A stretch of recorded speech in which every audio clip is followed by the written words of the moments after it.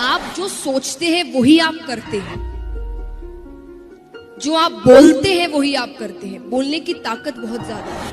अपने आप से जो हम कहते हैं ना, बात करना, आपसे ज्यादा एक्सपर्ट दुनिया में कोई नहीं है। क्योंकि आप जितना अपना अच्छा सोच सकते हो उतना दुनिया में कोई नहीं सोच सकता। आप क्या फील कर रहे हैं, आप किस चीज से जा रहे हैं, वो सिर्फ आपको पता है अंदर से। और उसका सोल्यूशन भी क्या होगा वो भी आपको ही पता है। पर आप सोल्यूशन देखना नहीं चाहते, क्योंकि आपको पता है उस सोल्यूशन में हार्डवर्क है, फेलियर है, चैलेंजेस है, बहुत डिफिकल्टीज है। लेकिन ये भी पता है अगर इसको पार कर लिया तो डर के आगे जीत। तो यही दिमाग में रखना है कि फेलियर्स जो भी आए मुझे रुकना नहीं है। अगर मैंने कोई चीज शुरू कर दी मुझे उसे एनी हाउ खत्म करना है। क्योंकि अगर ये बीच में छोड़ दिया तो कोई गारंटी नहीं है कि अगली वाली भी मैं पूरी करूं। उसे भी बीच में छोड़ सकते हैं, क्योंकि फिर वो आदत पड़ जाती है। थोड़ी सी डिफिकल्टी आई नहीं, हमें चीजें छोड़ने की आदत पड़ जाती है। छोड़ना नहीं, अगर एंटर कर गए तो उसे पूरा कर कर निकलना है। और एक बात हमेशा याद रखिए, जैसा मैंने कहा आपका विजन क्लियर। विजन यानी हम अधिकतर समय जो भी कर रहे हैं हम उनके डिसएडवांटेजेस ज्यादा लिखते हैं और वही हम नेगेटिव चीजें ज्यादा बोलते हैं कि मानो कर भी लिया तो उसके बाद जॉब नहीं मिलेगी। अरे क्यों नहीं मिलेगी? उसे तो नहीं मिली, जरूरी है उसे नहीं मिली तो तुम्हें भी नहीं मिलेगी। और हमारे सामने ऐसे कई होंगे जिन्हें अच्छी जॉब मिली होगी, अच्छा काम हो रहा होगा, पर हम उन्हें नहीं देखते क्योंकि हम कभी पॉजिटिव चीजों की तरफ नहीं जाते। जब हम स्ट्रगल कर रहे हैं तब आप पॉजिटिव चीजों की तरफ ध्यान ना देकर हमेशा नेगेटिव चीजों की ओर ध्यान देते हैं। मैंने कई स्टूडेंट्स को कहते हुए देखा एग्जाम के समय, अब एग्जाम देने जा रहे हैं, क्यों टेंस्ड हो, पास नहीं हुआ तो? अरे तो ये सोच ही क्यों रहे हो? ये सोचो अगर पास हो गया तो कितना अच्छा हो। उसके बाद नहीं भी हुआ तो आपने पहले से सोच रखा है कि फेलियर तो हैंडल करना ही है। लेकिन जब आप एग्जाम देने जा रहे हो तब आप इतने स्ट्रेस्ड आउट नहीं होंगे, क्योंकि आप एक बहुत ही पॉजिटिव थिंकिंग से जा रहे हैं कि अगर पास हो गया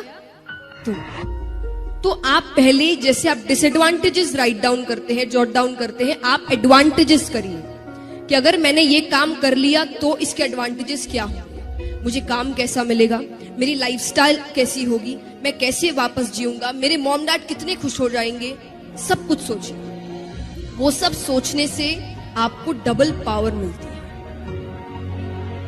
आप जितने खुश होंगे, आप जितने अंदर से मोटिवेटेड और पॉजिटिव होंगे, आप अपना काम डबल अच्छा करेंगे और वो आपको पता भी नहीं चलेगा कि आपने किया। कई बार ऐसा होता है ना कि हम कुछ ऐसा काम कर देते और बाद में लगता है कि विश्वास नहीं, मैंने कर लिया। मेरे साथ कई बार हुआ।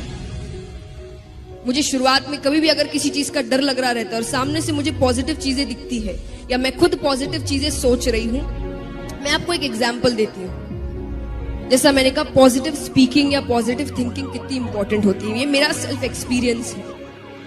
जब मैं गाती थी पहले, तो गाने से कई जन गा रहे हैं आपके सामने, तो कई बार ऐसा होता है कि कई अच्छे भी आपके सामने गाते हैं, जो प्रोग्राम बड़ा हिट कर दिया उन्होंने और सब बड़े खुश हैं। और उस समय हर किसी को क्या लग रहा होगा, मान लीजिए आपका पहला जो बंदा है उसने बड़ा अच्छा काम किया और बहुत अच्छा परफॉर्मेंस दिया और सब इससे इतने खुश है, लोग तालियां बजा रहे हैं, पागल हो रहे हैं, तो आपकी फीलिंग क्या होगी? नेक्स्ट आपका ही परफॉर्मेंस है,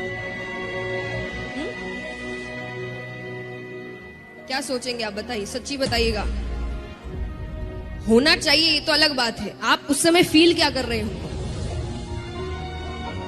डर, स्ट्रेस, टेंशन, नर्वसनेस। एग्जैक्टली, मैं भी ऐसा ही करती थी। तब मेरे पापा ने मुझे एक बात बताई, ये नहीं कि प्रेपरेशन तो जैसी होती थी मैं वैसी ही करती थी, आप अपना 100% देते ही हैं, पर जैसा मैंने कहा आप एक बैगेज लेकर जाते हैं, वो बैगेज आपको इतना टेंशन में डाल देता है कि आपने जो याद किया वो भी आप भूल जाते हैं या उस समय आप ब्लैंक हो जाते हैं। फिर एग्जाम से निकलते ही आपको याद आता है, अरे ये तो मेरे कल ही पढ़ा था इसे, और उस समय आप इतने टेंशन में है कि वो आप चीज भूल जा रहे हैं।